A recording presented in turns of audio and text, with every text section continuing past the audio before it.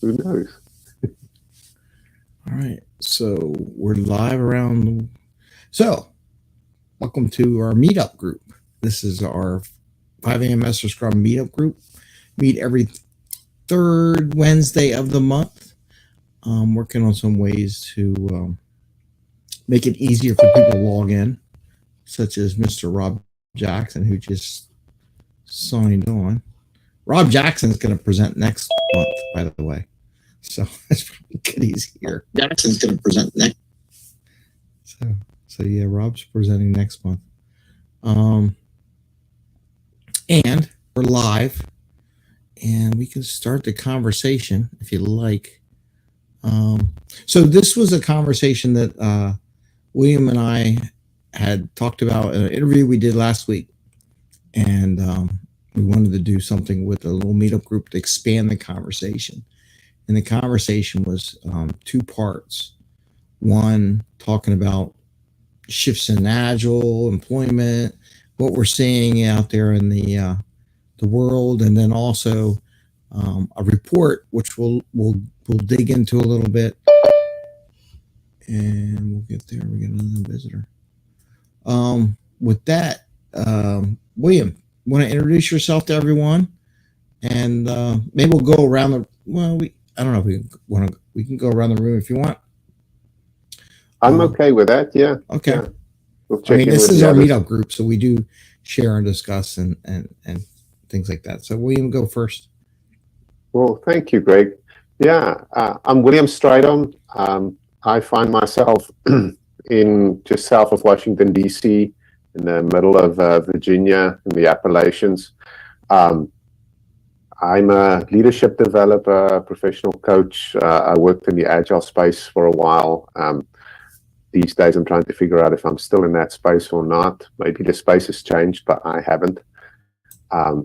Yeah, and I stumbled across this report late last year, and Greg and myself were talking the other day. We said, yeah, this is pretty interesting. Let's have a chat about it and see what others think about it and what we can learn from each other. That's me in a nutshell. I'll let the others, and if once you introduce yourself and you've got more questions or curiosities about me, feel free to ask. Yeah. Rob, you want to go next? Rob Jackson, he's on mute though. Yeah, I'm Rob Jackson. I am a product manager with Caranta Solutions. I've been working with Greg for, I guess, about 3 years now. So yeah, happy to be a part of the group. Cool. And you're presenting next month. And I'm presenting next month. I suckered him into it. All right, Jerry. Hey, good evening, guys. My name is Jerry Stone. Agile coach at a big financial service firm in a particular area, focused on the call center. Greg and I had crossed paths at that company several years ago. Had the pleasure of working with him and learning from him. So I'm always looking forward to what he's creating and doing out there in the Agile world. Hopefully to learn more tonight. Cool. And Scott Walker. Hi, good evening. Evening for me anyway. Scott Walker, I'm a Scrum Master with a company called Orvis. We're an outdoor retail fishing, fly fishing, sporting company. So I've been a spotty here and there with some of the meetups that have been going on. So I haven't attended in quite some time, but I was really interested about this title. I'll be attending the Global Scrum Gathering next week in New Orleans. So really excited for that, but wanted to see what everybody had to say about the transformation of Agile in the current state and where it might be heading. So really interested about what you guys have to bring to the table. Thanks, Scott. You're gonna have to tell us one day how your trip went to New Orleans, right? I'm really excited. I've only been in this space as a Scrum Master in Agile for about 2 years. I've worked in higher education for about 15 years prior to that, and this is my first large conference. So I don't know what to expect. I've been to many different conferences, but this one should be a really good time. Cool. Well, William's an expert. He's going to present at Agile 2024 in Texas later in July, right? I think it's July. Yeah, that one is in July. Yeah. Okay. All right. Samuel, you want to introduce yourself? Hi, Samuel Anjo. I'm a Scrum Master. I follow Greg every morning at 5amMesterScrum. So when I saw this interesting topic, I say, hey, why not? It's good to try to get ideas to see what's the future of Scrum and Agile, coming on. So I'm excited to be here. Good, welcome. And then one nice thing about having a group, if people are putting out resumes and stuff like that, and seeing what the market is and watching these, so we'll all have a different take on that a little bit too. Maru. I think it's Maru. Yeah, cheers, guys. Hey. Did I pronounce your first name right? Yeah, it's not my name. I wrote it that way. So there's basically, it's okay. There's no chance. It's Japanese, yeah. There's no chance it could be pronounced wrong. It's not even my name. It's just I grew up with people massacring my name in all possible ways that I understood. Human genius has no limits. Okay. And so I just decided to limit the human genius by putting Maru. So I came because I've been wondering the same thing, but not only since the tech job crisis, you could say, or since the Gen AI concerns started popping into the space, but for the past, let's say, 5-6 years, I've been thinking, what is this thing? I mean, I don't even know if I belong to the Agile community. I've done a lot of assessment on myself. I'm based in Morocco, by the way, in Rabat, okay. And so I've been pretty much out of the bubble. I'm falling to this stuff in 2007, but I'm much more. I do freelance product strategy and architecture, but I'm also a data scientist, and I just don't know what Agile even is anymore or where it's going. So I have a double question. So I was extremely interested in listening to William or maybe discussing the topic. We'll put the onus on William. Myself. Yeah, I just in a summary, in a sentence, I'm really wondering what Agile even is. Give an example of what I mean by that. Every time I hear the word agility, I get triggered and I just almost leave the room. I just do not understand what people mean by agility. I just don't get that. How did Agile become agility? That shows you how much on the edge I am already. Just give you an idea. Just beats my brain that people speak about agility. It just makes no sense. But anyway. Okay. Well, we'll see if we can help with that a little bit during this discussion and how it's evolving. Alex, welcome. Just introducing ourselves. Afternoon. Good evening to some of you. My name is Alexander Morrison. I'm the owner of Morrison Technologies. I'm in the IT consulting business. And I'm also a 30-year veteran still active in the military. So I take care of both Scrum teams and the commercial side and on the military side. Okay. Thank you for your service. Appreciate that. All right. William, you want to kick us off and talk about the first idea was like the Agile state. Maybe you can help with the definition of Agile and agility because you actually work with the Agility Institute. Yeah. I've got some answers. And once again, they're my answers. They're not to say it's the answers that's out there. I've been in, I'm trying to think, when did I get into that? It was probably early 2000s.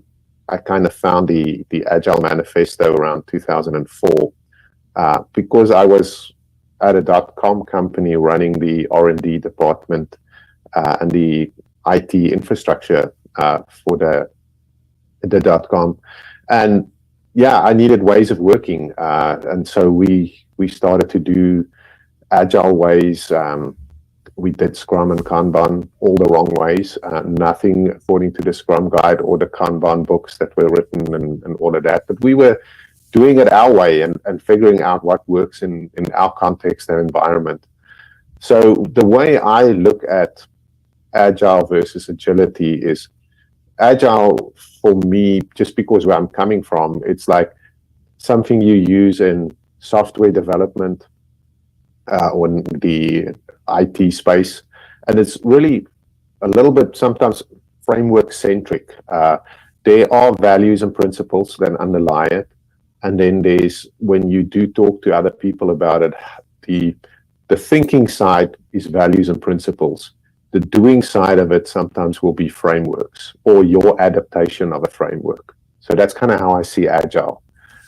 It has been forced on a lot of people, so that's kind of, I wasn't surprised when, I think it was Maru that was saying, was sharing with us, where I want to leave the room when people talk about Agile.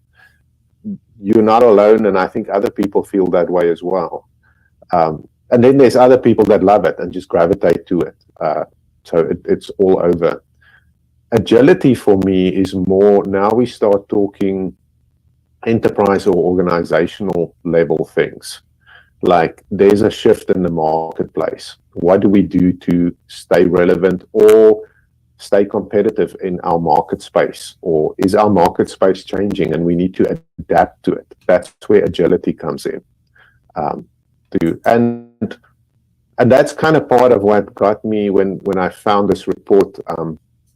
I was at the time when it came out last year, I was still part of Scrum Alliance, and I also am part of the Business Agility Institute. I'm members, or I were members of those two organizations. And so Scrum Alliance will be in the Agile space, and Business Agility Institute will be in that agility space. To me, that's kind of how I'm differentiating those two. And then I want to say, those are my definitions. What are your definitions? How would you answer those questions to people when asked?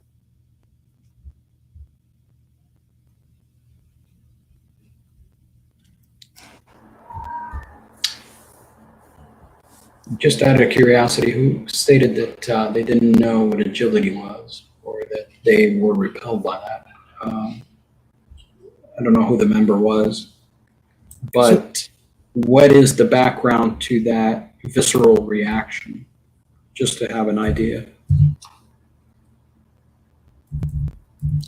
I think it was just hearing it. I think there was no, one of the questions that came out today was, well, what is agility as far as the definition goes versus agile? Go ahead. Yeah, it's not at all a matter of definition. I mean, it's the opposite. I get triggered when I hear the word agility, not agile. It was misunderstood. It's exactly the opposite. And I just mentioned it on as I self-presented. I thought the topic of today was, where is agile going in general. I don't plan to hijack the discussion for this. Okay. And the reason is agility is one of the many benefits of agile. And agile, as I would define it, I mean, we each have our own definition, of course. But once we delve into something so deep that we embody it, it takes a toll on you to do agile if you do it seriously, if you have principles. Agile is a philosophy, and a culture, and a community, and a way of thinking. So anything you put on top of that, you plug on top of it, underneath it, principles, methods, frameworks, whatever, you come with it.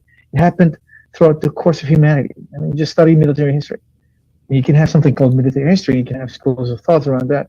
So military strategy and schools of thought around the types of strategy, but each one of them have their own implementations, and they change from battle to battle, depending on the logistics and the terrain, on many of the things. The same thing goes with agile. And so listen to agility and all this.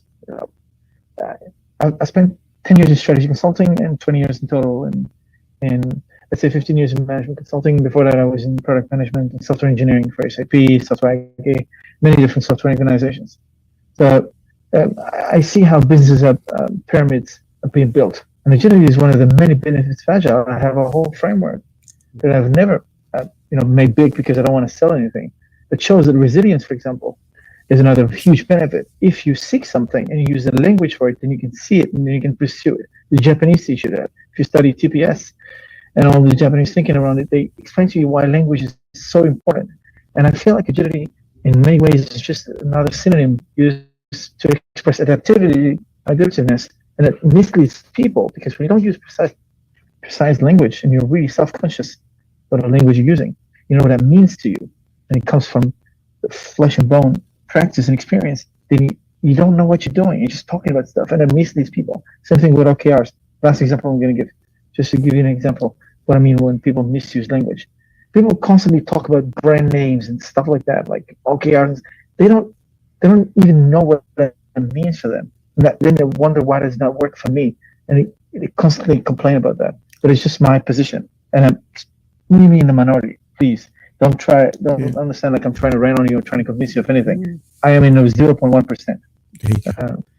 But I think when you brought that up, it's something maybe we should look into the future too. Because agility is you. I was listening to John Maxwell. He's a big leadership guy. Wrote 50 books, I think, or 80. I don't know how many books he said. I think he said 80 or 90 books on leadership. And his latest books talked about, just pre-COVID, was business agility and being agile, the business agility and moving for stuff. So he came from a whole different realm, had nothing to do with IT agile, but his was all business leadership. So I think it's interesting how someone of his background used the agility term. So maybe that'll be something that would be a good debate. Agile versus agility. What does that mean? So I'll write that down as a good meetup discussion. Maybe we can get down into the depth of that. We can bring some more product into that. So we'll hit that. So on that note, the state of agile and from a job perspective or company, corporate stuff. And William, you brought up some things of that. You want to share some things you saw? Yeah, it's the last decade or so, I've been kind of working as a professional coach in the agile space, and a lot of that was either transformations or getting teams to move towards high performance. And it was interesting, like a decade ago, you could go in and say, I'm going to come and help you become agile, and that would be a selling point and it would work.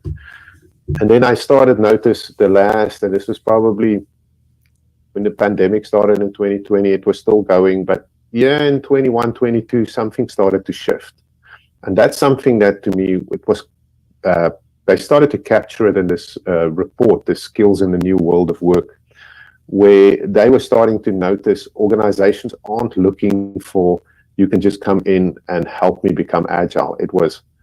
There's a shift. They are asking for other things. They were like, we're more focused now on producing things, having output, having results, measurable results, things like that. So that's the world is moving in that direction is what I noticed. There was also coming out where, especially Scrum Alliance was big in certifications. And so all of a sudden, the classes, the class size has shifted. Of course, there was the big upheaval with the pandemic and moving online versus in person. And the price points for attending classes dropped. The bottom just fell out of that. And so those are the things I noticed in kind of what was happening. And that was my perspective of it as I was doing the work and being out there. Well, I would say because I taught some classes and had to organize and find a hotel and find the location and get the food and do all that stuff. Yeah. So part of the impact of the prices, because you don't do that anymore. You don't have to rent the room and all that. I think the in-person ones are probably still about the same price. It's just that they've been doing more virtual. And that's kind of being, what would say the word, agile, adapting to the environment.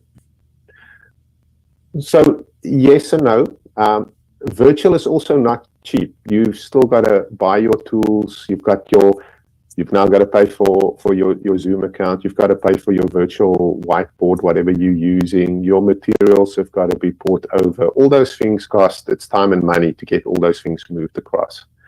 But now that people are coming back to in-person, I'm noticing the in-person prices are a fraction of what it was before the pandemic. So the prices has come down, yet inflation has gone up. So it has shifted in that space. Okay. Yeah. Anybody else? I was trying to register for class lately. Yeah, I guess getting on that shift, we'll get into the paper in a second, but just the mentality, and we talked about this the other day, was, and you said something to me. I've been doing this for a while. So the project management world had the same problem. People would complain, oh, we got all this process and we got this, but we're not delivering anything. We're not making any money. So the phrasing you use is the exact same word that the PMP world was going through as well. And then Agile came in, oh, we're going to deliver more product, right? My fear is a lot of those, I'm a PMP. A lot of things in there I appreciate. But that project management PMO world became the Agile PMO world, and they just transferred what they did there into the Agile hierarchy and brought process and things, but they didn't not necessarily say we were going to build product. I think they got back into the old crux, if you want, or crutches of that old PMO shop. Which is, here's your process, follow the process, got to be that, and it doesn't matter if we produce product. Because I had the debate with people who were hired to fill in the blocks as when we were doing our certifications and stuff. I'm like, well, I don't need to do all those stuff. They don't apply. And they're like, what? But they didn't understand what check marks they were filling in the box. Yeah. But some cases, I was the actual one who created the check mark in the first place. So I really know where I was there. And they're like, oh, we need that. I'm like, no, you don't. I'm the one who put it there. I know why you don't need it. And they just didn't understand. And I think a lot of that transferred into Agile, where people were becoming, we have to do Scrum. But why do you do Scrum? Why do you do in Scrum, that version of Agile framework? Why do you do a sprint review? Why do you do a retrospect? Why do you do a stand-up? Why do you they don't know. They just do it, and you get that zombie Scrum. Sometimes they call it. Sometimes. Yeah, I don't know. the cult one, yeah. Yeah, I think that took a lot. And I'll even say one place I worked at, I had a senior systems engineer. He wanted to brag to me because we're teaching the Agile, and we were doing SAFe at the time. And there's good things in SAFe and there's bad things. Depends how it's implemented. Yep. And he's like, oh, I don't need Agile and I don't need Scrum. I just do this. And I turned to him because I got tired of it one day. Sometimes you could flip my switch in my head. And I go, yeah, you're not doing waterfall either. And yeah, you haven't delivered anything. You're 6 months behind. And yeah, I got to take $10 million out of this other organization to pay for your overrun because you haven't delivered anything yet. So yeah, you're not doing Agile, but you ain't delivering any benefit either. So I was like, don't come to me and tell me I don't need Agile. Well, you need something because you're personally, back of my head, you're bankrupting this whole organization and burning $10 million and wanting to steal it because then they had to go take it from all these other existing operations in the company to pay for it, so I saw a lot of that. Oh, I don't need this or not that. And there's a little bit of that transformation. Like in spite of Agile, I can do. I said, you weren't delivering nothing. So making the wrong argument to the wrong person. Hey, Alex, go for it. Yeah. Since all of you are far more experienced than I am in the commercial side, I think that I have a different view of how Agile and Scrum, I've seen this movie before, Total Quality Management, if anybody has ever heard that. That was from the 90s. TQL. I've been in the space for a while. The thing is that one benefit that unless some of you have been in the military, one thing that I do have as a benefit is that I see in the commercial side, because I got to live in both worlds, the commercial side is, hey team, here's this thing, and let's coalesce or let's use the structure to it because management says so most of the time, and we'll implement it. On the military side is like night and day opposite. And we're talking IT guys, so we're not changing the demographic. Same demographic, same, I don't know, spectrum, let's say, of special individuals. And on the military side it's a high trust environment, in which case we're already working as a team. This just is a cherry on top type of thing. We're not sweating whether, we skipped one daily. It's like, we skipped it, it's fine. The commander said blah, blah, blah, blah, and we just couldn't do it.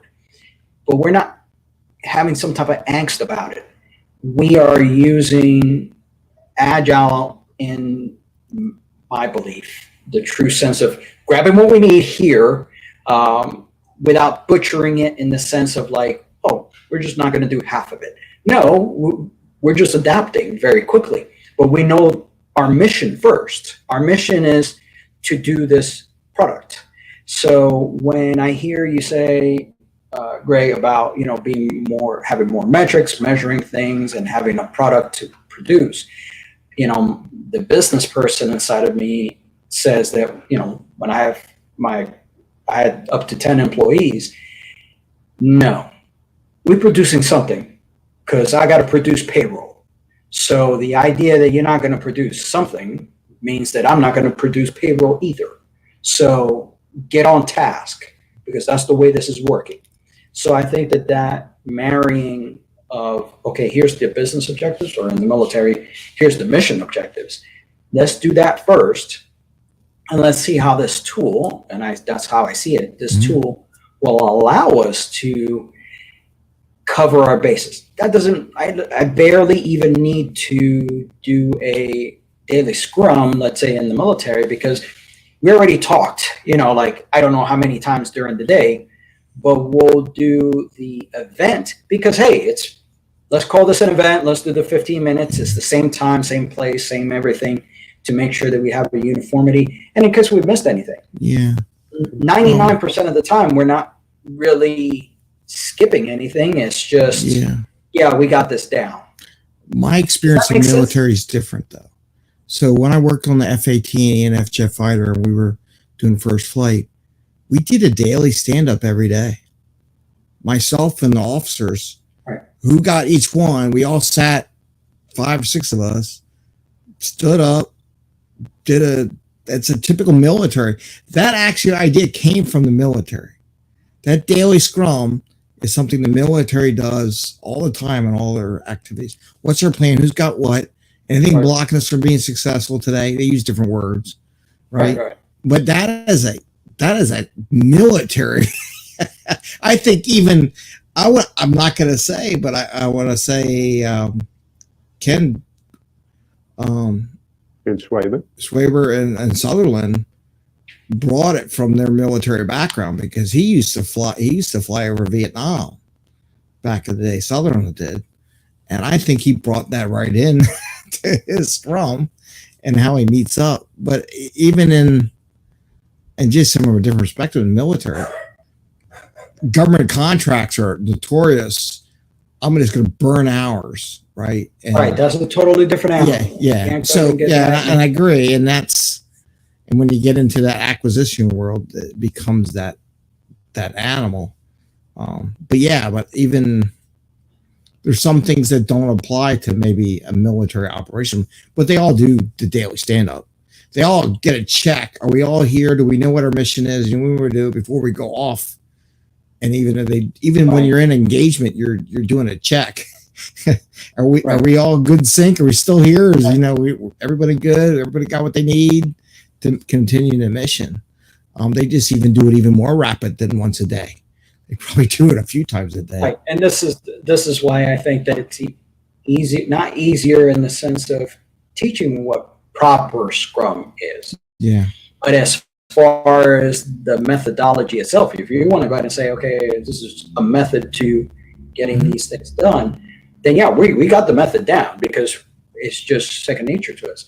The thing that I find in a commercial side, and you guys can educate me more, is that none of the commercial side, and I've worked for Reddit, where I know down to my bone that the developers that I was dealing with are top-notch developers, period. They're the best of the best money can buy. It was pre-IPO, so they were cleaning house before they went in. They just listed in the stock exchange, if you guys missed that. But before all of that happened, they're trying to get the house in order. Okay, at the best of the best, what I noticed is that these teams, when they were walking in, there's low trust. And Scrum is this thing that is forced upon them. And that's what I have seen a lot in the commercial side, where you walk in, it's like, oh no, we were told we were going to do Scrum. And then when you ask them, okay, have you even taken a class in Scrum or anything of the sort? I saw a video of it. And, you know, like I said, these are not schmucks or, you know, people that are to this.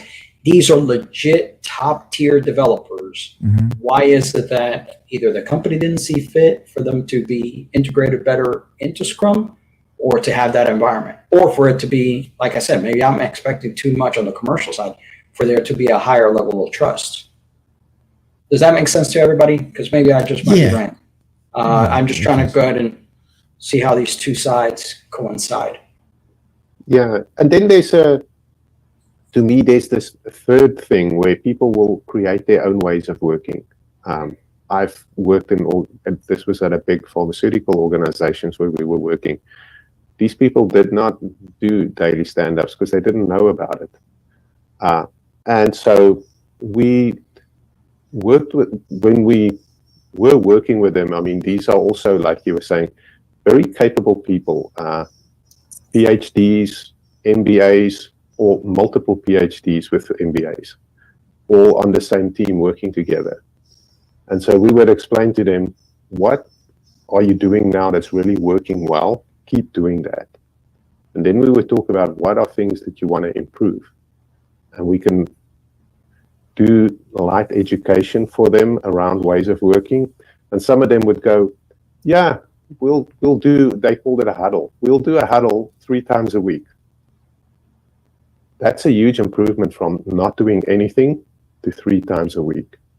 Because if not, then these people were out in the lab doing work.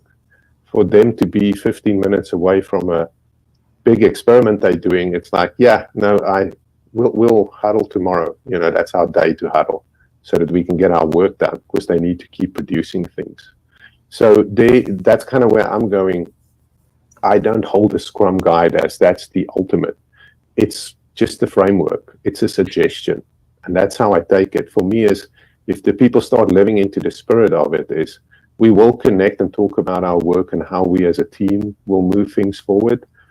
I've had other organizations where they did not do a daily stand-up at all, because it was built into their way of just going through their day.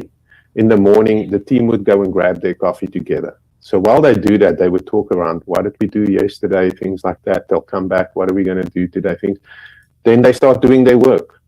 And they will go and have lunch together, and they'll talk about their work again. It's like Alex, you were saying that these people were probably doing that kind of coordination, because that's kind of what a daily Scrum is all about. It's just a really minute planning at the lowest level. These people were doing it 2 or 3 times a day. So why would I tell them you can only do it once a day if they're doing it 3 times? More frequently is better.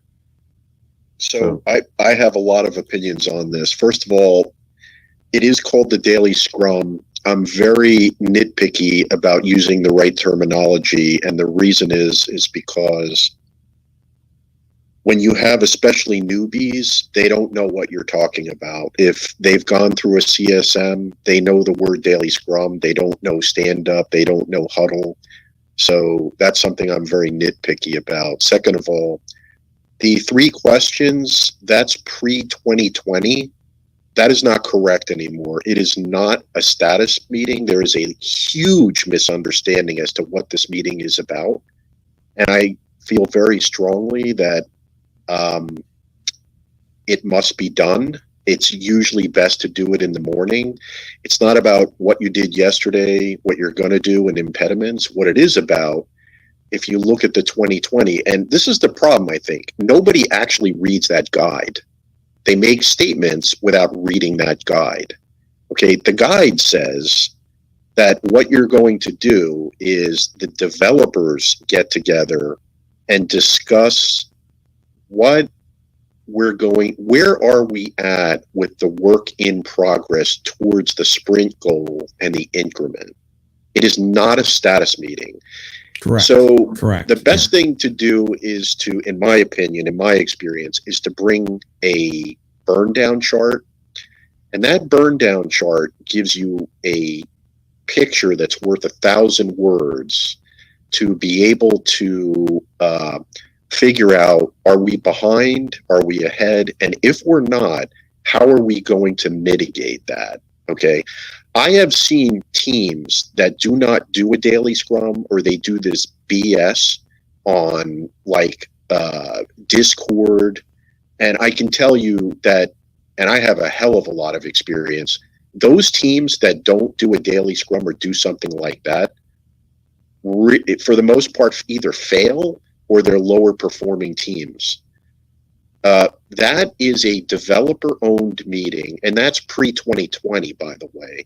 That is a developer-owned meeting. You do not need a Scrum Master at that meeting. They are not required. It's all about the developers planning mitigation if they are behind in that if they're behind where they need to be for the increment. So whether that's pair programming, whether there's impediments that have to be dealt with, whether it's swarming, whatever you have to do to get that increment back into being delivered on time. I see a lot of people, and it frustrates the hell out of me, that have no idea what they're talking about. And you can tell because what they talk about is so different than what's in the Scrum guide. And the only thing that I can attribute to that is to pure laziness, because we're talking about, the guide is like 4 pages long. And by the way, I know they call it a guide, it's not voluntary. There is a specific clause in there that says, if you are not doing Scrum in its entirety, then you are not doing Scrum. You are doing something else. And just to finish up, and I'll make this as brief as I can, before Scrum, anybody had ever heard of Scrum outside the term most people know, I was working in Waterfall and I was a developer, and I was tasked with an impossible task to get work done in Waterfall. And I said to my manager, I will take that task on, because she allowed it to be voluntary for me because I had the best performance on the team. And she said to me, what would it take for you to take this on? And I said, I will take this on if I could work in a different way. And she said, well, what do you mean by that? And I said, I cannot get this done in the time frame that you need it done in the budget that you need it done, by working in Waterfall. And she said, well, what the hell are you talking about? And I said, let me go away and think about this. 2 or 3 days later, to make a long story short, I came up with what we now know as Scrum today in its entirety. I didn't have the name. I didn't have the names for the events. I called, for instance, retrospective. I called it lessons learned. For a sprint review, I called it a prototype, and I needed people to come sign off on it. So I had all of the same exact things in Scrum. And how did I come up with that? I took Waterfall and I brought it to its leanest, minimalist specifications that I could come up with. And by the way, I also came up with pair programming, and I also came up with swarming, but they weren't the same words. And that's why I believe so much in this product because I actually came up with the same solution before whatever those 9 guys and you talking with it. Anyway, Okay. I'm off my soapbox. It's okay. Thanks, Dave. Scott, you want someone to add something to it? Yeah, I mean, there's a lot to unpack here with what a lot of people said. I just want to kind of go back a little bit and also bring my baggage along as well. So I want to ask the group and talk about Scrum, the different ceremonies, following the Scrum guide as best as possible. I want to ask, out of the group here, how many of you are dealing with developers? Depends on who's my client at the time. I have, and I've also done it with salespeople, marketing people, leadership teams. Okay, so I'm working with a lot of infrastructure, data engineering, and a lot of Scrum Agile has been forced upon my teams. And it's been a long, drawn-out process. Some have picked it up more so than others. And one thing that I have to remind myself and adapt and be, have the agility to do is that there's a difference between a product and a project. And so being able to produce something that, is end user facing, customer facing versus something that is essentially back end and no one will ever see, but just as merely as important. The mindset between a developer and an engineer is incredibly different from, when you look at what a project is. Because an engineer doesn't really necessarily care what the customer has to say because there is no customer. Is it working? Is it not working? That's really where it comes in. And so to have the Scrum mentality of saying, we need to, have this iteration, we need to time box certain things is almost impossible, especially when it comes to dealing with external entities, vendors. That's a big one as well. So going through, I understand, I support the Scrum guide, I support everything that we're doing, but I think it's also a good call out to say that the agility part of Agile is incredibly important because it's taken me 1.5 years to get certain teams on board in a mindset to say, oh, I have to change my style of thinking to say, it's okay that I don't have a finished product, but I want to be able to show off something in a sprint review. It's okay that during a daily Scrum, we call it a stand-up. I know some people are against that, but that's, I'm going to pick and choose my battles with individuals. And when you have that, you don't talk about the 3 questions because that was a long-standing thing for me. It was more around what are we trying to tackle as a team together, even though we're working on many different projects? How can we help support each other? That mindset shift of a collective, even though we're working on different things, is tremendous. And that is stemming from the Scrum Guide. That is stemming from the manifesto. So taking the word agile and agility, I think there is a huge difference there. They can mean the same thing, but you do have to apply it, at least in my experience, to the circumstances that you're in. Now, is that wrong? Some may say so, but are you producing results? Are you meeting business objectives? I think that's also a big indicator as well. So I just want to throw that out to the group that, sometimes you can be as prescriptive as what the guide says and what the manifesto says, but also we don't live in a black and white world, and it's incredibly difficult to follow those lines from time to time. And that's why this meeting today was so intriguing for me, because I think we're shifting away from what was originally developed in the early 2000s and even the Scrum Guide of 2020. We're moving away from that. I think the pandemic had a big to do with it, but also the way technology is being used and who's using it. So that's my hat. When you say you don't have a customer, I don't exactly understand that. So you must have some customer, whether it's external or internal. So I'll rephrase. There's no direct feedback from a customer when you're dealing with an infrastructure change. You don't have somebody saying like, hey, on the website, I can't use this drop-down button, versus on an infrastructure side, yes, there is an end user, say it's, I now have a firewall to block, whatever this incoming threat could be. Yes, there is a customer, but the way that the feedback loop is essentially conducted is very different.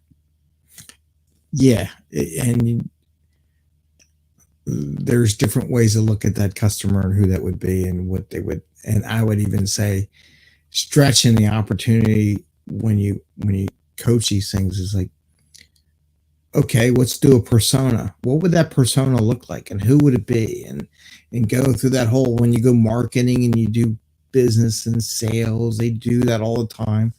And sometimes in the agility part, you bring that in, and who are these personas you're working for, and just doing the scenario or the activity generates new ideas and new thoughts into that concept.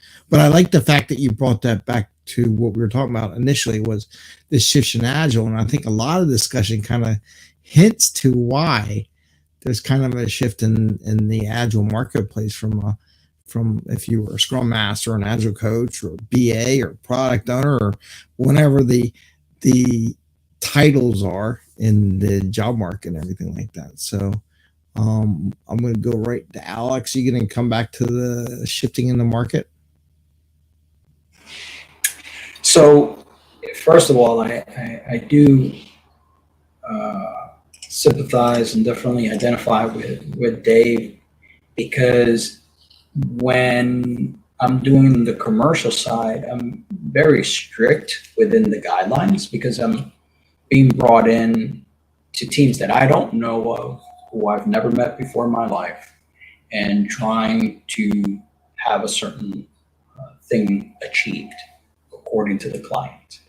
So I'm very strict, and I thought it was more of a pet peeve, where I'm the only one who had that pet peeve of, we don't use the word grooming, we don't use, stand up, which I don't do on the commercial side, as far as using anything that's not in the Scrum guide. And I try to go and stick to that specifically. Why? Because I'm being paid to. And that's the way that I see my consulting job when they hire me specifically for Scrum, which is fine. On the military side, which is why I'm trying to go ahead and, I've been in for 30 years, and it takes a minute to kind of see both worlds. But in the military side, we just don't have these issues, as I think it was Scott, mentioned, Scrum was forced on people. Like, that's what I see on the commercial side. Mm-hmm. In the Air Force, we don't care. Like, you could throw anything at us. Literally, we're the definition of bureaucracy, which, I think in the last meetup that we had, bureaucracy is not a bug, it's a feature. And in the government, it is a feature, and you have to go ahead and deal with it. It is not a bug or something to get frustrated about. It is just the way it is, and it's meant to be. It was born to be that way. So for us, seeing any new tools that we can use, great. But as far as agility is concerned, per the definition, no, my teams are, the agility of my teams is top notch. We're just using this framework to say, hey, how about we just go ahead and even it out, meaning instead of having a ton of peaks and valleys and so on and so forth, let's try to go ahead and make it a little bit more stable. Not so much for the older guys, for us who have been around the block 80 years or whatever, but more so, I have, in the military, you don't choose your people. You don't even hire your people. You're just given people. So the idea that I have an 18-year-old, a 20-year-old, and a 21-year-old mm-hmm. who are now thrusted into this environment and say, okay, well, if you guys are going to do that Scrum thing, just, wing it. It's like, okay, great. It's not what I choose, it's what is. So for those teams is a completely different thing versus my, the commercial side of the world. But there has to be some flexibility, and that's the only thing that I would say to Dave as far as on this side. Like I said, I'm not super experienced on the commercial side and how flexible they may be to adapt to these things. But I also had one of the instructors for me that said there will always be divide of the post 2020 versus the pre 2020. Those are two different groups of Scrum Masters. So that was pretty interesting that he stated that. I would also say, I'm just going to throw on that one, because I'd say that person was burying their head in the sand, because pre-2020, we were remote. We were all over the planet with teams and people scattered everywhere before that. So when they said, and I know they have the stickies and all, and I'm an argument like, well, half your team's in India. They can't really see the stickies in your room. Get it on Jira, get it some digital way so the people, the other half of your team. Now, I'm not saying that was the best team structure, but it was given to them, like you said, the military. Most of the companies I ever dealt with, they didn't have no choice in who was on their team. If you owned everything, you could, but most of the group says, I had just hired a developer or database person or something. They're going to be on your team. Hi, my name is Greg. That's how it came about. I know they say is that, but I'm like, they're not very observant. The ones who said that weren't really looking at the broad. They had their world they were in, but they didn't look at what was going on around them.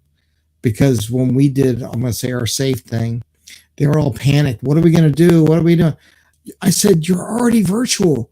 Half your teams are scattered across the planet. They're not here in the same building. They can't even come to the safe meeting. Oh, yeah.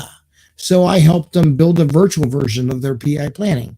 And we just had we were already going there, and I figured it was coming that way because I was worried about the people overseas not being part of the decision-making process. So I was already getting them to that level. I just needed someone to hit the switch and say, okay, they're all involved now, and it's virtual, and we're all going to put our 2 cents into the live planning of the session. So I can say that Scrum is great for everybody. I have worked for the military. I have worked commercially. I have worked for some of the largest companies that anybody's ever heard of. And I've worked for military bases. I've worked with military agencies at the highest levels. And I can tell you that, in my opinion, one of the reasons why Scrum, first of all, Scrum can be used for any project whatsoever. There's a reason why the authors made it, quote unquote, minimalistic. It's because it can be used for absolutely any project. I have actually worked, as Scott was talking about, I have adapted Scrum for testing, for DevOps, for infrastructure, for hardware. I actually had one job where I was brought in to adapt Scrum for hardware. There was some software vendors, but it was mainly hardware and infrastructure. So you can adapt it to anything. Now, one of the reasons why I like it so much, especially for the military, is because there are so many, whatever you want to call it, rules, guardrails, okay? You have all of these events, rituals, ceremonies where when you have no idea what you're doing, you have to do these things. And so what you find is over time, you get used to doing these things. And over time, if it's not explained to you or you don't do more research, you start to understand, now I get why we're doing this. And that's how you go from doing Agile to being Agile. Yeah. You're not going to understand those events when you first start going to them. But after a month or two, you start to realize, oh, now I get why we do it. And a lot of people, I would say most people, need rules and then they understand later. Even if you explain it to them, you can't really explain it to them. They have to see it. And then all of a sudden a light bulb goes off, and then they get it. And as far as scaling goes, I mean, you want to call it safe, you want to call it less. I mean, if you understand Scrum, then you can basically scale it. I mean, I was scaling it before those things existed. So once you truly understand Scrum, you could scale it yourself. As a matter of fact, I would say less is closer to scaling than safe. Safe has got a lot of details. I don't want to go into picking on a different framework, but in this discussion, how has what we talked about today had an impact on how being agile in the corporate world, the business world, where some companies are laying off the Scrum Masters. They're abolishing a whole agile organization that was created for their place, or lopping off whole sections. Is anything we've had this discussion kind of lead to maybe why that was going that way? So I can tell you, anybody can, you go on to, let's say the largest career site that's out there. We all know the name. And what I cannot believe is every single day, if you start going into the collaborative part of it, you will see people trashing Scrum. And what makes me laugh is these are the same people that are getting all these certifications and making tons of money, putting food on their table, feeding their families, paying their mortgages, and they're the first ones out there to be trashing it. And you know what I say? Like anything else, you're welcome to leave. Goodbye. And when you have people internally that are trashing these things, that don't believe in these things, and yet they're like out there doing it, what do you expect? And then the other 50% is you have people that have no business being in this space. If you looked at the pandemic, well, like we were just talking about, you have people that have no idea what Scrum is, or Kanban, or XP. They have absolutely no idea. They never were a developer. They never were a product owner. They never were a requirements engineer. They never were a BA. They never were a systems engineer. You have people with degrees that have nothing to do with technology whatsoever that decided, Agile coach, they make a lot of money. Why don't I do that? I'm a people person. That's why this is failing. You didn't see this pre-pandemic. You have nurses, you have teachers that are trying to get jobs in this space because they want to work remotely, who have no business being in this space. That's the reason why you're seeing what you're seeing. That's the reason for the failures. Okay, Alex, go ahead. If I could push that back on that, I agree with you, Dave. I think that you have a lot of important points, but having been in infrastructure for 30 years and all the projects that I have done, if I had $1 for every damn IT person that joins IT that has no business being in IT, I'd be rich and I wouldn't have to take a single contract, because that's just how the industries work. There's some industries that spike in money and some people that are not qualified get into that.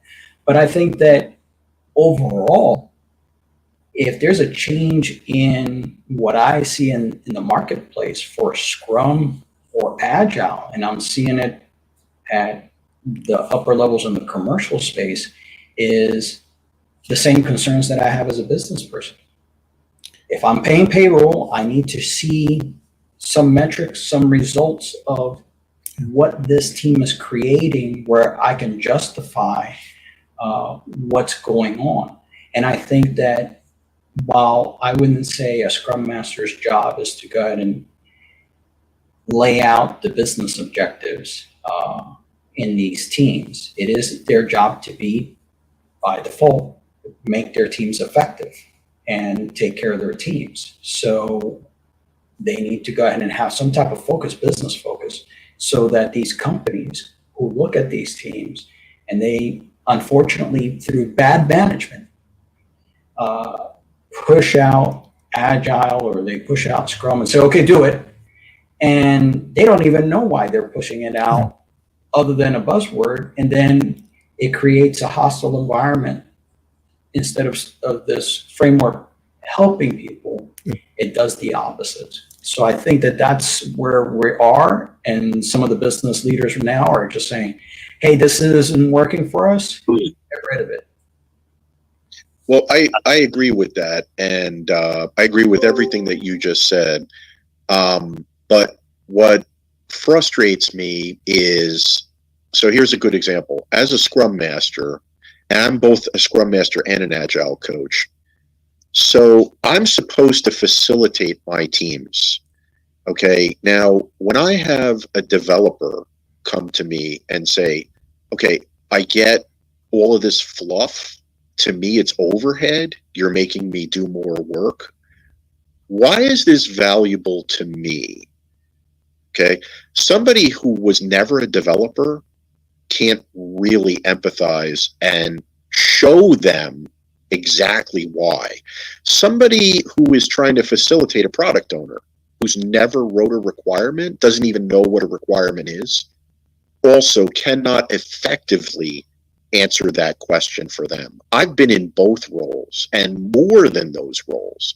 And so probably bring in even more of that experience than I do Agile or Scrum. Right, and let's that's what really ticks me off is, yeah. Here's a good example. But let's go back to, because we're running out, we're Sure. at the hour and 8, and just one other quickly. You both said the word overhead. And William and I talked about it, and this is my opinion, is I think some of these big companies created an overhead monster, and the corporations saw an opportunity. What's the first thing to go is overhead, right? In your company, you need to clean up, you need whatever, you cut all the overhead. And I personally, maybe you can all chime in with what's your observation. I think they created an overhead monster, and it looked like one easy fix for a corporate bean counter to say, you know what? Let's just cut them off and dump the whole Agile thing, because they created their own stovepipe or smokestack, whatever you want to call it, just like we all complain about. They created their own matrix. You know, in the PMP world, project management, there's always that matrix battle. Is it more project oriented? Is it more skill set? There was always that. And I personally think some of that impact was because they created overhead monsters. Anybody else? So Scrum Masters are definitely indirect, right? What I see us as is a multiplying effect. So if you take the Scrum Master out of that, think about it. Scrum Master deals with impediments.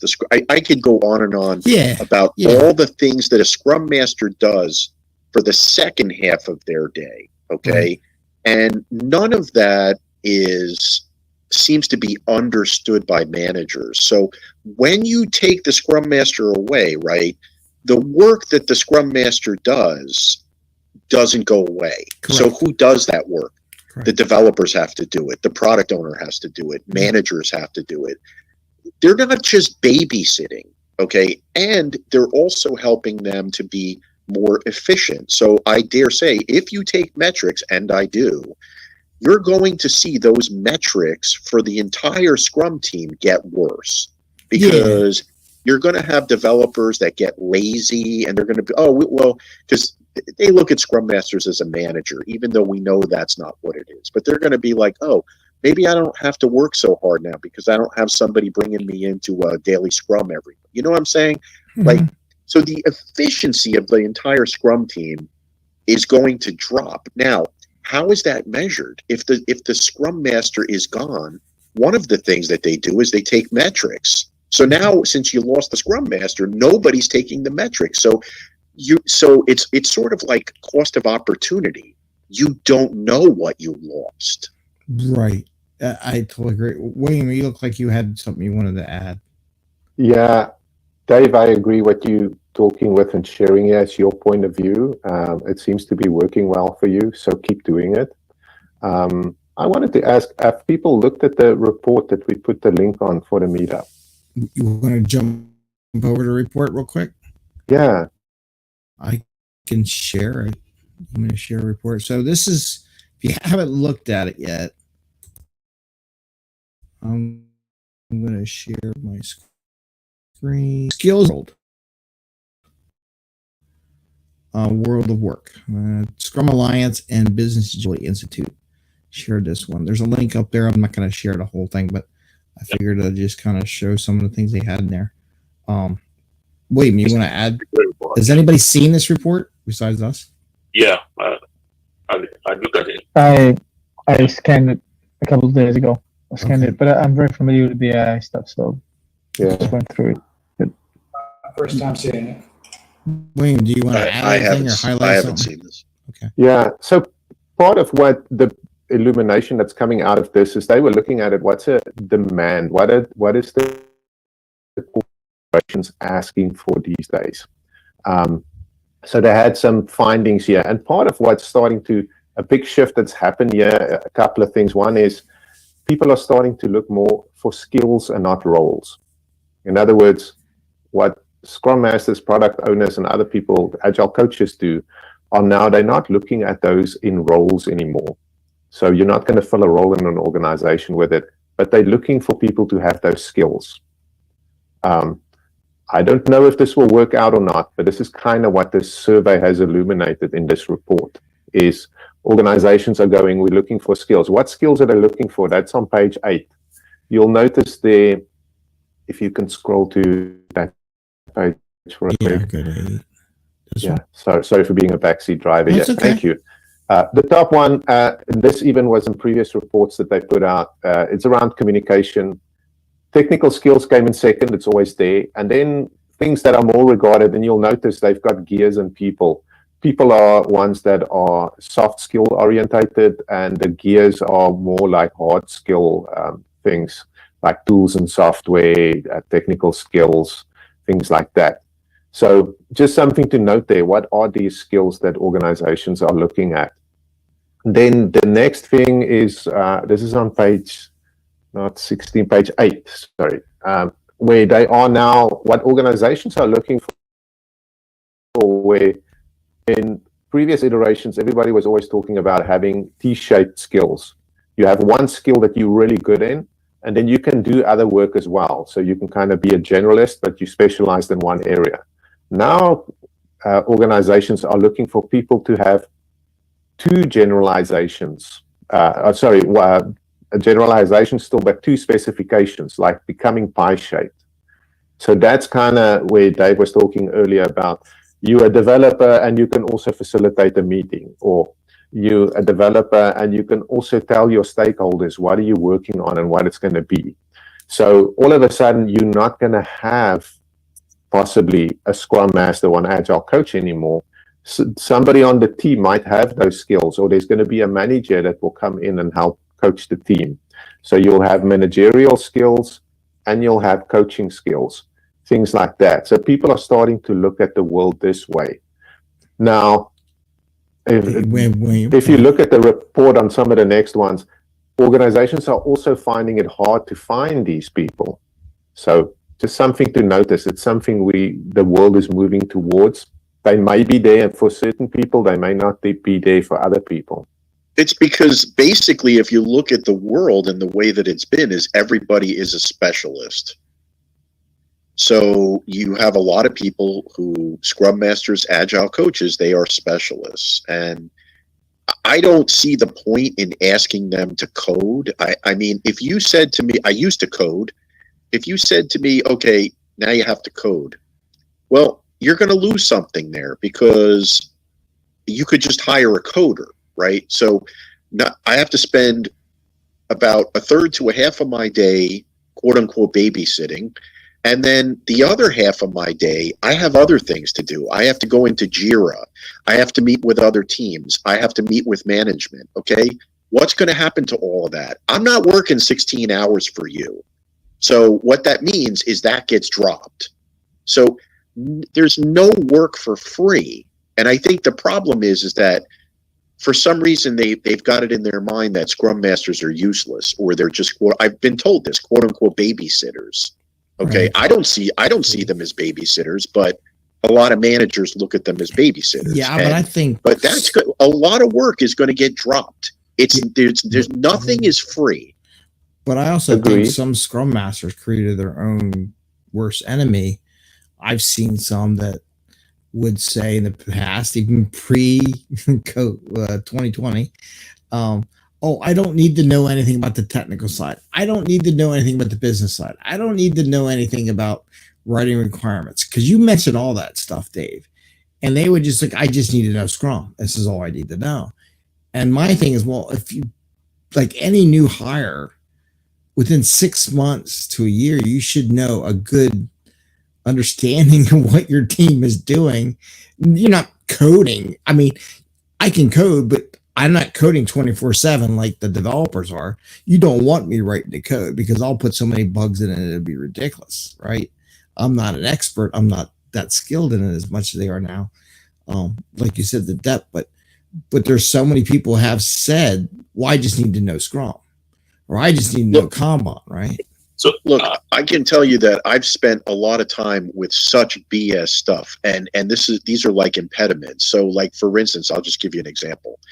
There's a tool that one of my teams uses, and rightfully so, they want to limit the access to checking in, checking out code into the code base. So because of that, especially when people are on vacation or missing, I, as a Scrum Master, would be one of the people that would have access to that. Now, I can't tell you how many hours that I had to spend checking code in for people, okay? None of that gets looked at as something, or maybe managers aren't aware of it, but we're the ones that help with the impediments. There was nobody else to do it. Now, if you add that and you add up all the other things that nobody thinks about, who's going to do that work? Do you want to waste a developer's salary on stuff like that? That's what gets missed here, is management truly doesn't understand all of the BS that we have to do that you don't want to pay a developer to do. The developer should be working on the code. Yeah. Yeah. There's some people say, Alex, you got something? Yeah, first of all, I think Samuel was going to say something, so I don't want to cut him off. Samuel, did you have anything? Yes. Yeah. So I was following on keenly on what Dave said there. I'm thinking, I mean, and then if you look at this report, the one pie-shaped professionals, that's where I have a feeling that, you know, the corporate world is going, because they feel that the agile space and Scrum Master specifically, they are just babysitting. It's interesting for us to look at it. I think that one of the things is that the way when Scrum was developed, it made it so simple. That's the only career you see somebody comes there with no specifications. I was looking at Indeed, for example, you know, even to just be a delivery driver, sometimes they ask you for a GED and stuff. And people just make it simple as okay, Scrum, anybody can do it. So that's why you saw teachers left their jobs, nurses left their jobs. I thought that's one of the issues. So there should be some minimum requirement for you to, even though there's a certification, and again, many people just go and get the certifications and that's it. So I think that you have to structure it in such a way that there's some minimal specification to screen out, you know, and get, you know, the cream of the cream into that space. That way, I think the business is going to start seeing the value and all of that. What they are trying to do now is to say, okay, if you are, you know, you have the technical skills, you're a developer, and you have a good facilitating skills, then you will be a good Scrum Master. That's what they are trying to turn around, because they thought that, you know, the people that just came in there, especially after the COVID, we saw so many people that came into that space, and there was a lot of things to sift out. So I think that's the issue. Maybe we have to get to the level where they have to come with some minimum requirements, you know, for people to start qualifying to this space and then becoming that professional, you know, that they claiming. That's what I was trying to add there, just from what Dave was saying as well. And I'll piggyback off of Samuel now. First, here's having done a ton of IT certs over my life, on the education side, even if you go ahead and make a exam super tough to weed out whoever you can from getting into these positions, they're going to commoditize the entire thing just like they have done in PMP. Again, if I had $1 for every stupid message that I get on LinkedIn about how to quickly get my PMP tomorrow, I'd be rich. I wouldn't need to go ahead and have any contracts. Why? Because it's an industry of its own, and it has been an industry of its own for IT certifications as well. I think that should there be pre-qualifications to have a job as a Scrum Master? I believe so. But I don't think that because of the need or the hype that Scrum went through and Agile has gone through, the need to fill it was, okay, we'll take anybody, whoever has anything to do with Scrum or Agile, we'll take them on board. And I think that diluted the quality and things. And also some of the problems of people getting rid of some of that, quote, overhead because they don't see any value in it. But, and this is, my 2 cents here in working both environments. I don't see, I think to me, this is just my 2 cents here, team building and trust levels are just not something that are occurring on the commercial side, where I just lean into that in the military side, and I take advantage of it, quite honestly, because over here, my job is to train these 18, 19-year-old kids. And what I consider being effective and winning and being a professional is that I never have to wake up one day after I just sent 3 of them last year over to the Middle East. You know what? No mother's going to come knocking on the door and say, what happened to my son? Okay, no, because I'm doing my damn job and I know how to train well. And I'm going to make sure that they do come back. But that level of training and that level of dedication to those teams, you don't have that on the commercial side. So I don't know what these businesses truly want by slapping Agile or Scrum and saying they're going to magically just become effective teams if they don't work on these team dynamics on their own. So I just think that they're shooting themselves in the foot as well, and maybe not understanding what these tools are for, or what the profession is for.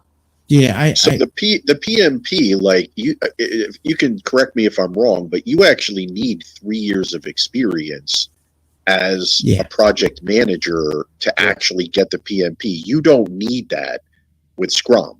Correct. That's the first thing. Now I can explain the difference between. Well, we don't have to explain the difference between that, but no, the difference between commercial and the military, and the difference between that is, I know of experiences with commercial where I've seen managers being the Scrum Master of the reports. Okay, so there's going to be no trust there. I've seen where Scrum Masters have to report directly to the developers' managers as to how they're doing. So there's going to be no trust there. So this is the type of thing with commercial.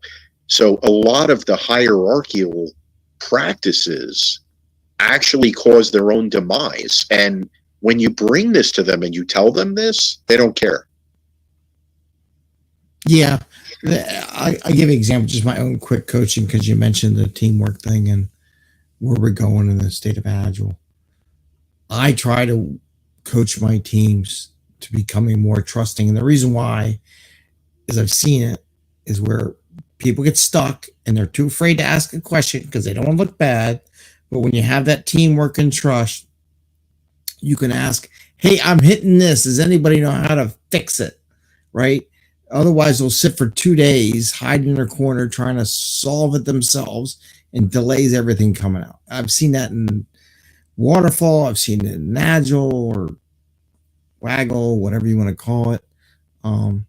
So I think when you say that teamwork thing, when you do get good coaches and good Agile type methodologies and people in there, is they're trying to bring that teamwork in there so they can work faster and work together as a team versus individuals and stuff like that. And I think a lot of these Agile frameworks expose a lot of those missing gaps that really make teams work well, right?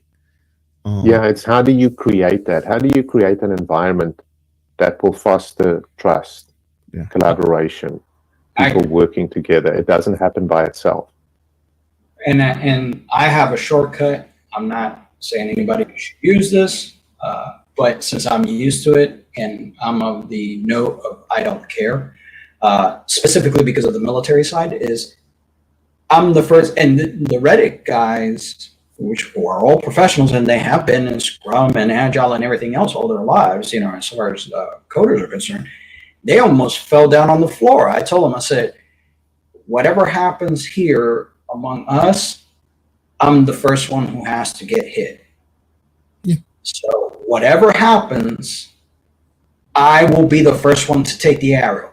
I will be the first one to get fired. I'll be the first one to go ahead and go down to the mat. You just do your job.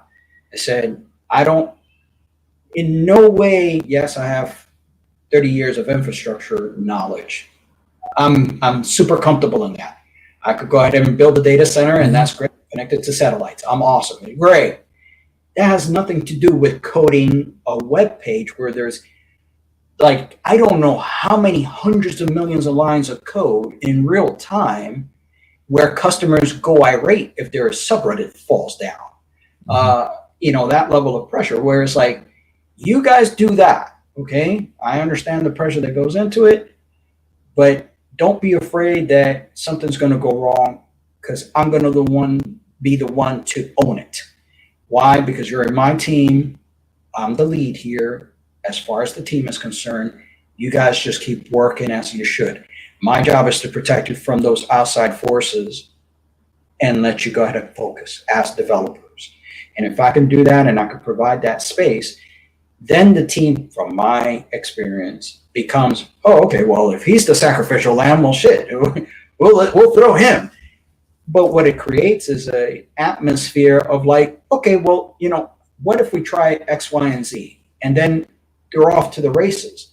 Because if they think that the Scrum Master is somehow going to tip his hand and say, you know what, Shane is not, here's the Jira numbers, and there's not enough story points, for this person or that person. We had that situation occur where they wanted to know, what the average points were for the developers. Myself and my partner were like, no, that's never going to, in our own, we were like, that's never going to happen. We will never reveal those numbers. And we literally just made it so that it just could not be compiled. Yes, that was against business practice, however you want to see it. But the idea of punishing developers because they're not doing some imaginary points, that was like out there la la land stuff. And we can see how that incites panic and lack of trust in these types of teams. How are they supposed to produce anything or how to trust each other if my man next to me, who I've only met twice in a cafeteria, could go ahead and say, oh, he ain't producing as many points as, this other person? Well, how many times has anybody ever seen, and I don't care what the environment is, military or commercial, where you're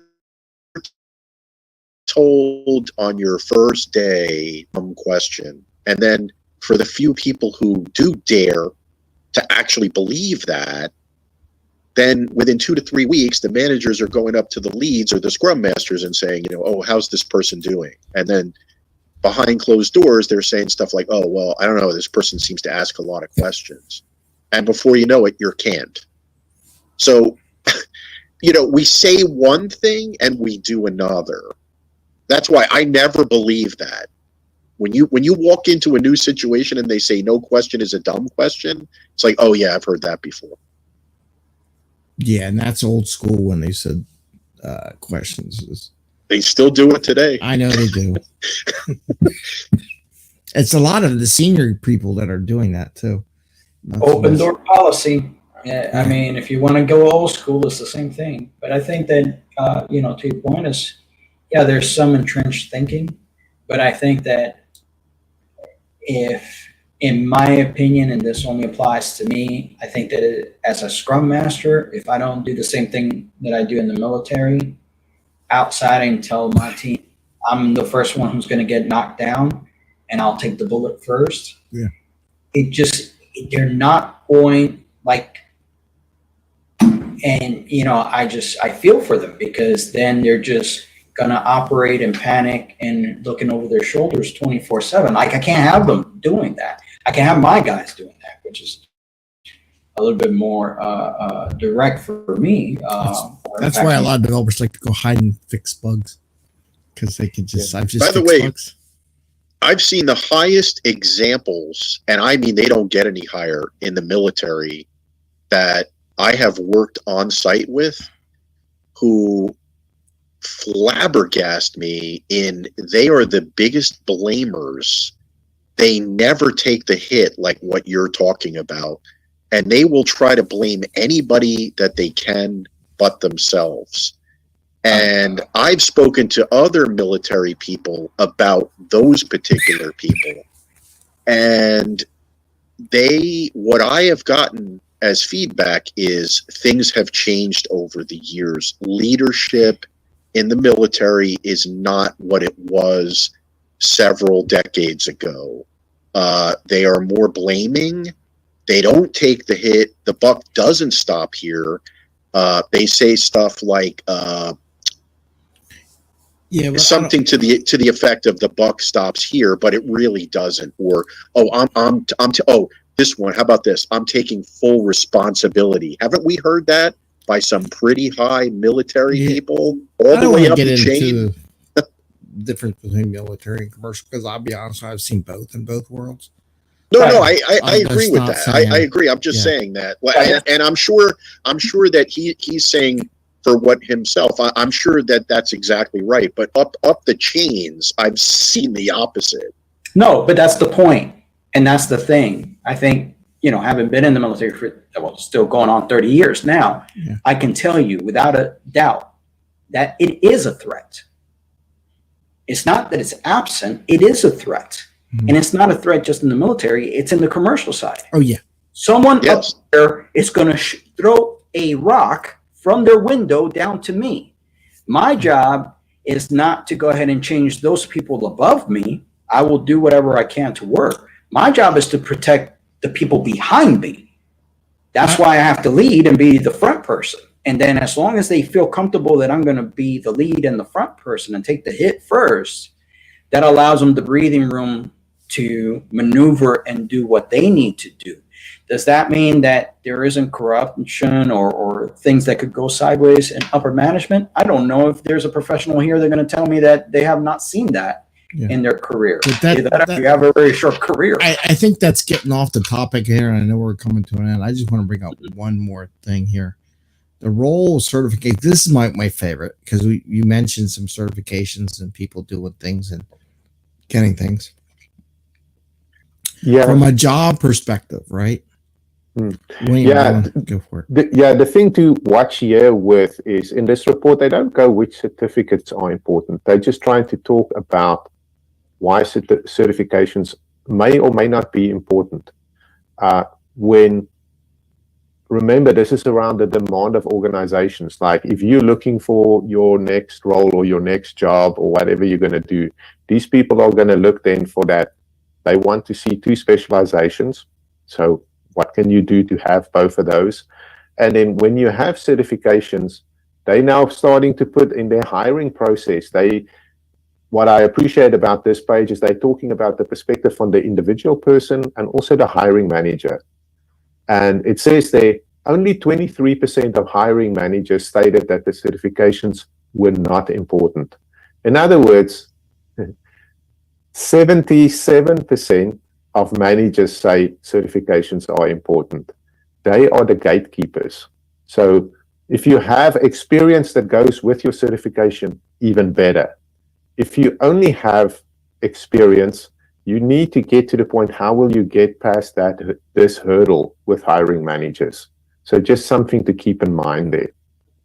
And that might even go to what Dave was saying earlier about the terminology and how to use that. If you practice at one company, and I've seen them, it's our own thing. Well, how does that translate into another company if you're going to put a job? And the idea is that these certifications, like a third party, at least they understand the terminology, understand some of the principles behind whatever they're trying to do as an organization. But my other experience on this is when I was a Scrum Master, I had a couple of Agile coaches, and I was getting my certs and getting more knowledge. I really took classes, not just took a test, so I could learn from these people who were doing it. My Agile coaches said, I don't need a cert, don't want a cert. I look at them in column one as those people that are contributors, like developers or Scrum Masters or whatever. And they said, I don't need a cert. However, the people that were hiring said they do. So they are giving themselves a negative or slowing or an anchor for them to get promoted and hired in these jobs, because like, I know what I'm doing, I'm experienced, but nobody else knows what you know until you do that interview. And I just brought this up as a point. Yeah, you can be against whatever certification, but it doesn't hurt to get it. It doesn't hurt to get to learn another thing coming along. And there was a big push for, I interpret it as, yeah, I see those people that said, oh, it's not important. But like you said, 78% said it is important from a hiring perspective. When the people doing it, I don't need a cert. I don't need a cert on how to do AWS. I don't need a cert on how to do Scrum, or I don't need a cert on XP or Kanban or whatever whatever they want to say, or even requirements like I'm going to be lecturing the IIBA, which is all about requirements and developing that. I think that the certification track, in the IT, the way that I teach the kids is, I don't need you to take the cert because I expect you to do something with that cert. The cert, when you certify, for me, as your career progression, means that you know the basics. That's it. You know the core fundamentals of whatever that certificate represents. And with that, the rest of it depends on experience, mentoring, and just being able to be out there as far as your skill set and using those skill sets. But outside of that, yeah, certification, whether we like it or not, is a sign that you're competent to a certain degree. Are there Ken Schwabers in the world that are just walking around and just because they have their name, they're going to need to prove anything? Not really. I'm that's different. Get a job anywhere. I'm not counting those people. Yeah. I'm talking the average person that's out there in the market, right? Oh, but it speaks to also that level. Yeah. Even for yourself, Greg, okay, if you're authoring books and, doing speaking engagements, at a certain level, people automatically can say, okay, he has a level of credential when he speaks about XYZ topic. An HR expert anywhere in America or anywhere in the world doesn't know the difference between Agile and Scrum any day of the week, let alone PM. Waterfall and Agile, oh, it's the same thing. It's just all project management. Okay, that's cute. But if they're told as HR professionals, look for these certs, I can see how they get to the 70-something% to go ahead and need to hire somebody, because they've been told, look for this. Same thing for CCNA in IT.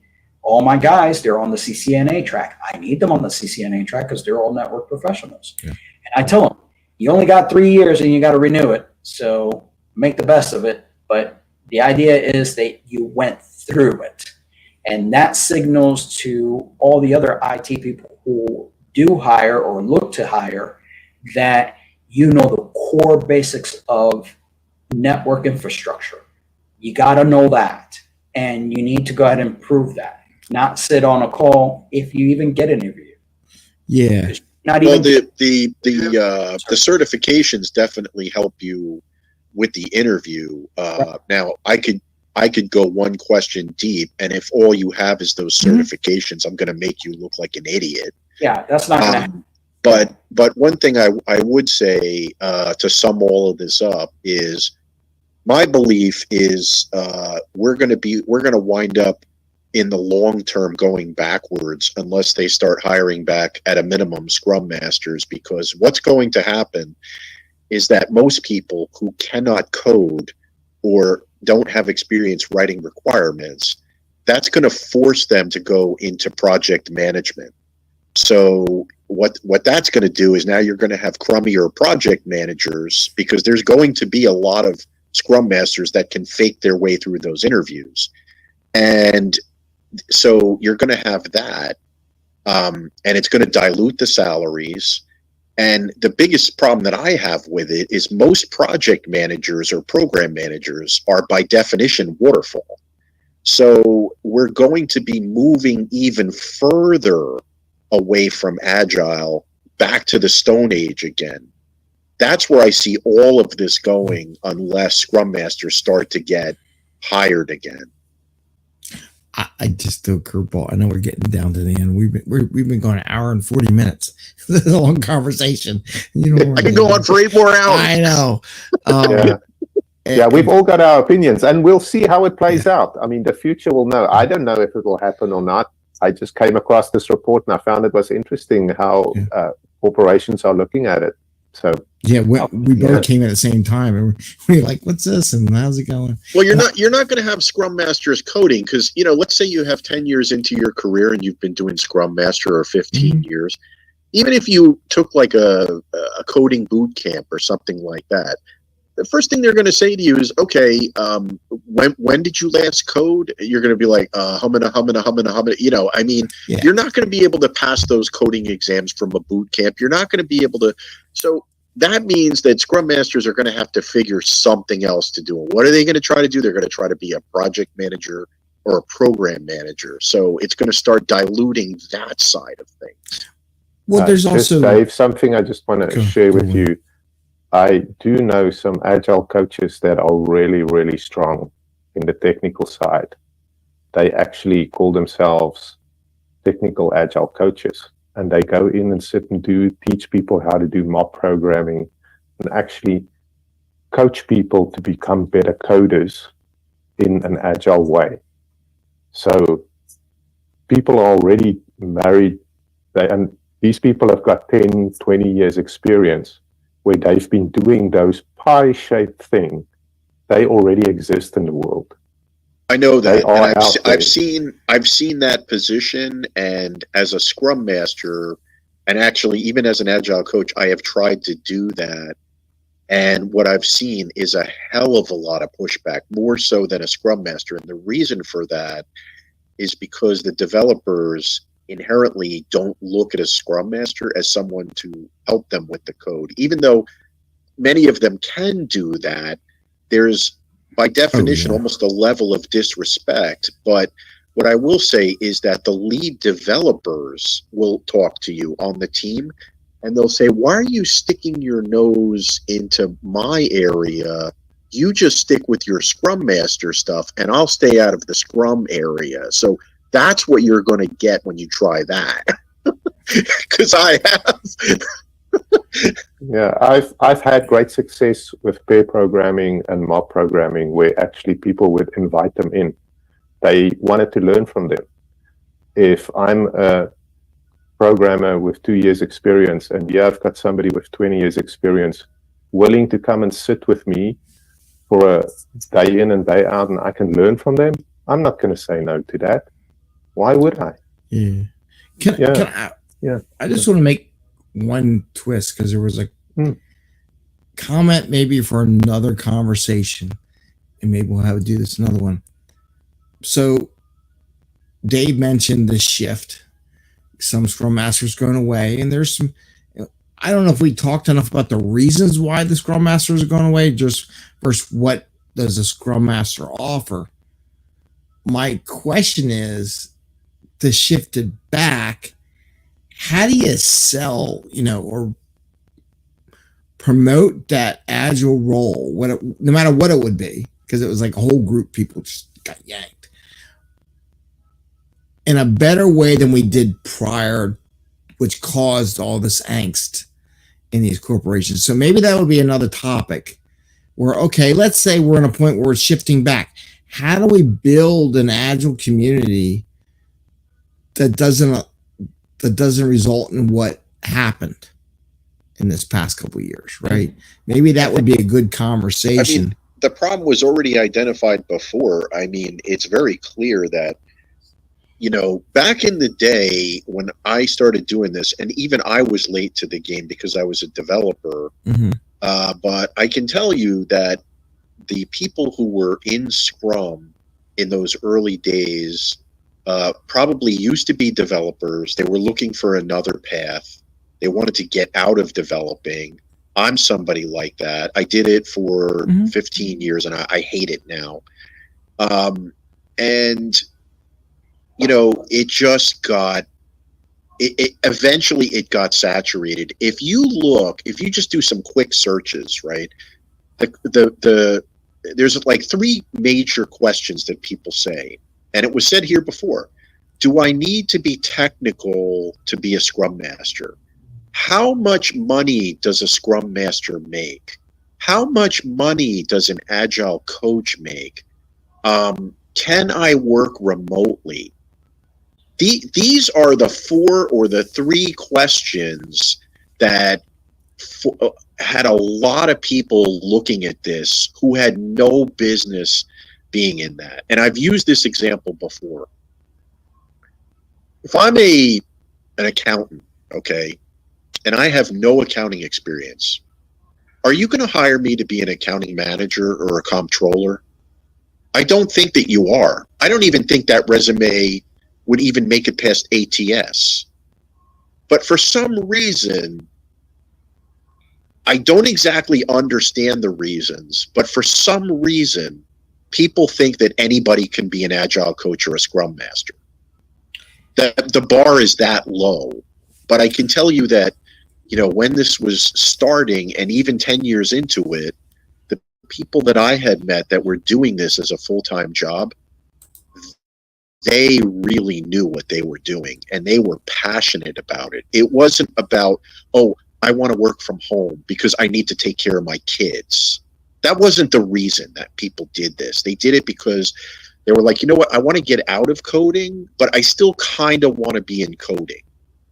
That was really the answer to it. And I'm the same way. I wanted to get out of coding, but I still wanted to sort of be in coding and I wanted to help coders. Yeah. But you have people that, like nurses and teachers, what the hell are they doing in here? Come on, what the hell are they doing in here? Well, I would say from a nursing, I'm just going to defend nurses on that. If it was a medical product, maybe it's a good idea to have a nurse on the team. That's all I got to say. Yeah, look, my daughter's gonna be a nurse, and she said to me, "Daddy, I have no idea what the hell you." And I'm like, "That's good. You stay as a nurse." The thing is that depending. Scrum Masters could be in any industry and any area. So, the idea that it's just limited to tech is a non-starter, So putting that aside, yeah, sure, it's gotten saturated by individuals that perhaps are not qualified, but that happens in every industry. Like I said, we've been in IT, or those of you who have. But you know what? If I applied as an accounting manager, would someone even look at that resume? I don't think so. Right. I don't think they would. But I could say, I don't need to be an accountant. I'm just managing the accountants. Okay. I'm not doing the accountant. So maybe as a nurse, I could be an accounting manager. People would laugh at that. Right. But the thing is that, yes, it could go that route. For me, specifically to the topic at hand of just how the industry is changing, you're right. There's a lot of people who want to go and see if they could do remote or this or that. to kind of find their way in. But there are those of us out here who have the chops and they have the experience and the years of battle scars out there doing IT in the middle of nowhere to say, how can I help you? I already did, all this time sweating it out. And if I can guide a team and help them out, because like God knows my teams are now 18, 19-year-olds, where, you could give them some guidance, then I think that works out. But let me ask you this question. What would you do with a resume if I applied to be an accounting manager and I put accounting coach on my resume? What would you do with that resume? I agree with you. I'm not debating you. And the thing is that, yes, there's always going to be those people. I know that there's people who apply for networking jobs and infrastructure jobs, and they don't even know what a 1U is on a server rack. Like, how is that a trip up question? Like, you need to know this right off the bat. If you don't know what a 1U is on a rack, you don't need to be in a data center, period. And that's just me, infrastructure guy. But I get it. But I think that in Scrum, it's young. It's going to go ahead and develop. It's going to go ahead and probably morph into something else. PM the waterfall era is slowly passing away. Yes, there are strongholds such as construction, for example. That's not going anywhere. You got to do construction. You're going to probably do waterfall. But I think I would actually argue that, and that's actually an example in the Scrum guide. I would actually argue that you can do construction much better specifically with Scrum. I'm not saying that you can't. I'm just saying as the industry and the market as it is right now. Correct. So concentration there as to just doing waterfall. Go ahead, Sammy. Yeah, so I was just going to say, so Dave, and this question to everybody. So why do we think that when Ken Schreiber and when they were developing Scrum, why did they say that anybody can do it? I think that's the bigger question. Right, because they should. Because they say Scrum is lightweight, right? And they never put any prerequisite there. So now we are going again to start, making it look more technical. Just like Dave was saying, if you want to put an accountant, you must have some, accounting basics. But their idea was that anybody can do it. So do you know that when I took the PMP, do you know that when I took the PMP set of courses, I actually took those courses. On my first day, my teacher had said, by the way, you don't have to have experience in a domain. What we're going to teach you here is the generics of how to be a project manager. And guess what? You cannot get a job unless you've worked in those domains as a project manager. I can tell you because I've applied for those type of jobs. And you have to, like, let's say pharmaceutical. You try to get a job in pharmaceutical with no pharma on your resume, you're not even going to get an interview. I can tell you that. Yep. But when you take the classes, they tell you, we're just going to teach you how to be a generic project manager. And you try to tell them that, they don't care. They laugh at you. And the same thing with IT, by the way. If you want to be like an IT Scrum Master, here's the laughable part of this. You want to be an IT Scrum Master? If you don't have an IT background, they'll throw your resume in the garbage. There's all kinds of gatekeeping on those minimum standards that you have to have, like, I don't know what it is, CISP. You have to have all of these things as though you were a quote-unquote developer as defined in Scrum.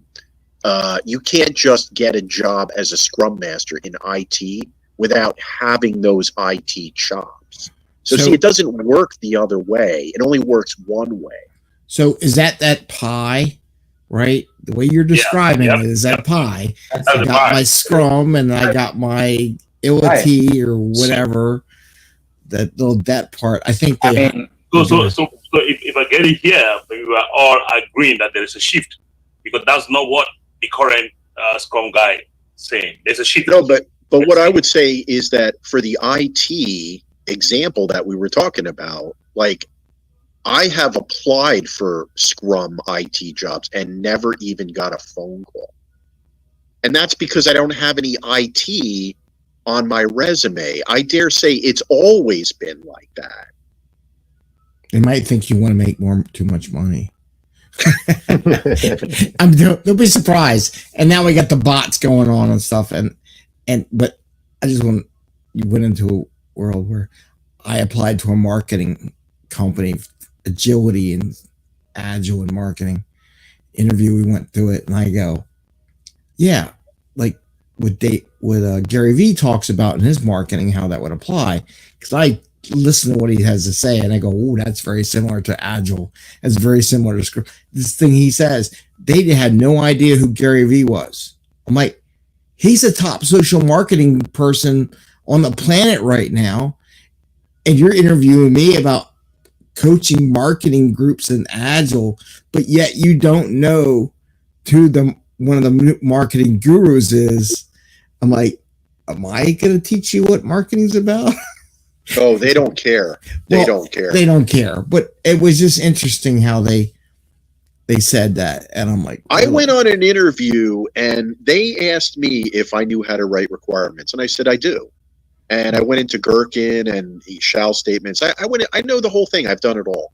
Mm-hmm. And she said to me, well, I'm the product owner, but, there's a lot of requirements and I need somebody to help me out. And I said, okay, so let me understand this. So you're expecting me as a Scrum Master to come in there and actually write requirements, or to facilitate helping you to write better requirements, right? Those are two different questions. Mm-hmm. And she said, no, I need somebody to help me out. I turned the job down immediately. Yeah. I don't know anything about that domain. That's not what my job is. My job is to train you, to coach you, to be able to write better requirements. But my job is not to understand the domain. That's your job, right? I'm not asking you to teach anybody Scrum. I'm not asking you to write training slides on Scrum or Kanban or XP or any of that.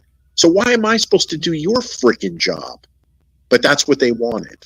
Yeah, there's a lot of people. It's like a joke. I hear it every day. It's such a joke. I hear it on every day. But I know we had a good conversation. Message me if there's any themes out of this conversation, because I think we could have gone in so many different ways that you might want to have a future conversation about, and then we'll all. Yeah, this definitely covered a lot. I think that, there's so many. It's all about the question when it comes to team building. Here's a question for the next one. Mm-hmm. What is an agile coach?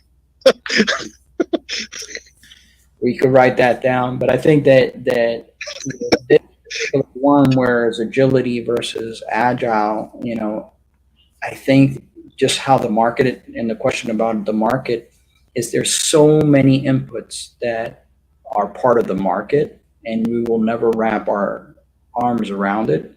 It could be education, as we went ahead and covered. It could be incompetence, which we covered. It could be leadership or lack thereof.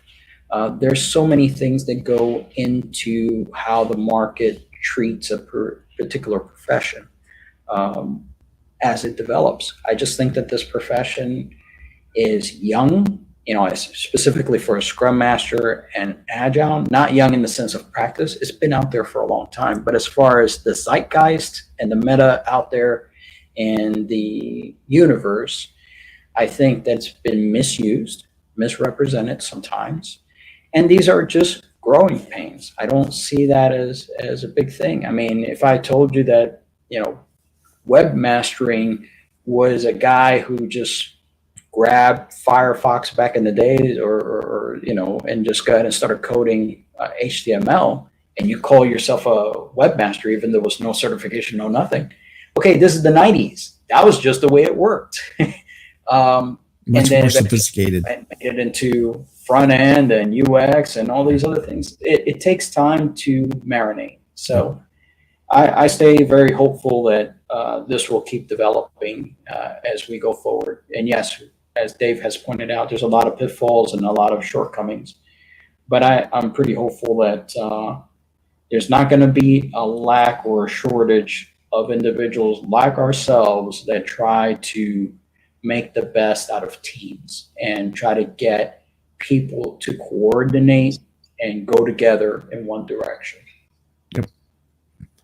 With How that, about here's another question for next time. Is a life coach an agile coach? God, I hope not. Because I don't want to go there. So people ask me life questions. I'm like, yeah, no, I'm not talking. I can tell you this. I have sat in Scrum Master and not life coach, agile coach one-on-ones.